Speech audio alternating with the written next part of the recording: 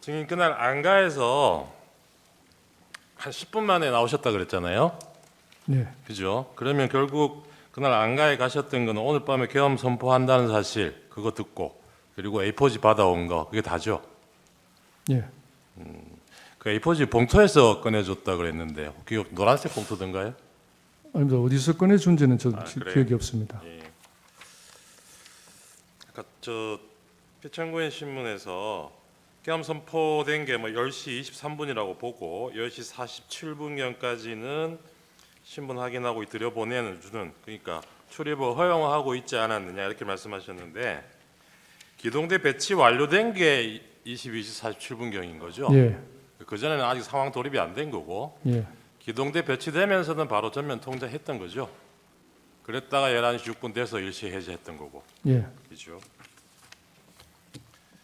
그다음에 정말 이걸 국회 외곽을 제대로 통제하려 그러면 뭐 40개, 60개 기동대 2천 몇백 명, 3천 명 이렇게 필요하다 이런 취지로 말씀하셨는데 그 실제로 여기 투입됐던 기동대가 6개잖아요.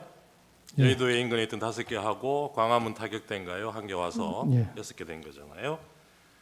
그 전체를 통제하려면 그 정도 인원이 필요한데 6개 대대만 기동대만 증인이 그렇게 준비하라고 지시해놨던 거는 대통령이 정말로 비상계엄 선포할까 이런 생각하셨기 때문 아니에요?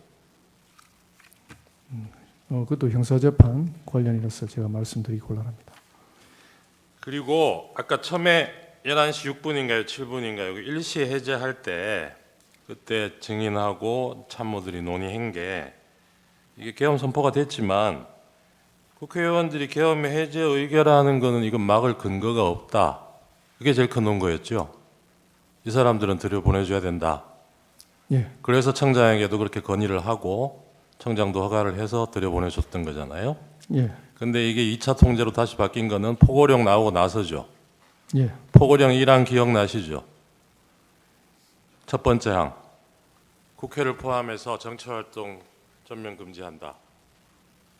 예, 그 2차 전면 통제하신 거는 계엄 해제 국회의원들이 계엄 해제 의결하러 국회에 들어가는 상황은 마찬가지였는데 이 포고령 1항 때문에 결국 다시 전면 통제로 돌아갔던 거죠.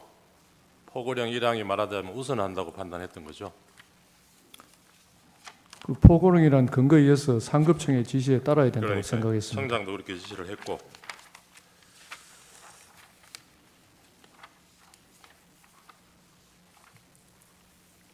그 청사로 돌아오셔가지고 이 계엄 해제될 때까지 쭉 그 8층 상황 통제실에 계셨던 겁니까? 아닙니다. 주로 집무실에 있다가 집무실에 예, 있다가 계엄 선포 이후에 상황실로 이동했습니다. 그러면 이게 경찰에서 전면 통제했다가 일시 해제하고 다시 2차 전면 통제하고 하고 이런 게 그 상황실 모니터에서 실시간으로 보여지고 있었습니까? 확인이 되는 상황이었습니까? 그런 것들을 제가 실시간으로 확인하지는 않습니다. 지시를 하면은 이제 무전으로 그런 것들이 지시가 아까 그 내려가기 때문에 A4지에 200 국회 그리고 뭐 장소는 아까 증인 경찰 그 조사 검찰의 진술은 구체적으로 기억은 안 나지만 한 10곳 정도 된다고 진술을 하셨어요. 그게 다 그렇게 시간, 장소 이런 식으로 돼 있었던 거죠, 배열이. 예, 그러면 근데 증인이 실제로 경찰 출동을 준비한 거는 보면 국회만 준비하셨던 것 같기는 해요. 그죠? 다른 데 준비하신 데가 있습니까? 경찰 출동을 다른 장소에 국회 말고. 없습니다. 그죠? 그러면 이 A4지에 10곳 적혀 있던 이곳은 증인은 이거는 출동 주체가 경찰이 아니고 군이라고 생각하셨던 겁니까? 아니 특별히 그런 인식은 없었습니다. 근데 대통령이 피청구인이 국회에 대해서는 그 특정을 하셨잖아요. 국회에 갈 테니까 질서 유지를 위해서 경찰 보내서 잘 통제해달라 이 얘기는 했다는 거잖아요. 예, 그 국회 국회 부분이 국회 부분이 국회가 제일 어수선할 수 있다고 이렇게 계엄이 네, 선포되면 판단했습니다. 왜 사람들이 국회로 몰려올 거라고 생각하셨어요? 당연히 뭐 정치의 1번지 정치의 장이니까 뭐 그렇다고 생각했습니다. 그 2차 전면 통제할 때 전면 통제하되 전면 통제는 국회의원도 들여보내지 말라는 거죠. 그런데 한편으로 또 물리적 충돌은 피하라 그러셨다고요? 그런 지시 같이 하셨습니까? 예.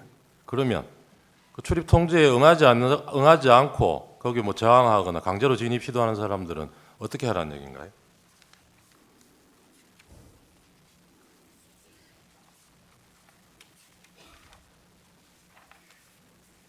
당시 이렇게 자연스럽게 담을 넘어가는 그런 상황이었다고 제가 보고를 받았고 예. 뭐 그런 부분에 대해서 제지를 하라든지 그런 지시는 전혀 하지 상황 않았습니다. 끝나고 피청구인이 경찰청장한테도 전화를 하고 증인한테도 전화를 했잖아요. 그 증인은 이제 증인 통화 내용만 아실 텐데 그 조지호 청장은 그때 뭐 덕분에 일찍 잘 해제됐다 이런 취지로 얘기하니까 조지호 청장 그걸 뼈 있는 말로 받아들였다 이렇게 얘기를 해요. 증인은 근데 액면 그대로 받아들였다는 거죠. 문구 그대로. 예, 저는 뭐 특별히 다른 생각을 하지 않았습니다. 그렇게 격려를 해주시니까 고맙던가요? 격려 차원보다는 그냥 하시는 말로 들었습니다. 예, 저도 마지막으로 하나만 더 묻겠습니다. 아까 FTX 훈련 이런 비상 사태를 대비한 훈련 상황에서 주요 언론사, 뭐 어느 언론사를 상대로든 단전 단수 조치하는 훈련 해본 적 있습니까? 전혀 없습니다. 피청구인은 이 사건 비상계엄이 경고형으로 한 것이라고 주장하고 있거든요. 그런데 단전 단수 조치를 만약에 한다면 없던 혼란도 생기는 거 아니겠어요? 제 판단을 말씀드리는 건 적절치 않다고 봅니다. 예. 아까 뭐 증인은 정확한 장소는 잘 기억나지 않는다고 하지만 언론사가 있었던 것은 사실인 것 같고 그 언론사들에서 단전 단수를 한다거나 또 국회 인근에 통신 차단 조치를 한다거나 하면은 그곳에 모인 사람들이 더더욱 혼란에 빠지지 않겠습니까? 그럴 때는 경찰은 어떤 조치를 해야 되죠?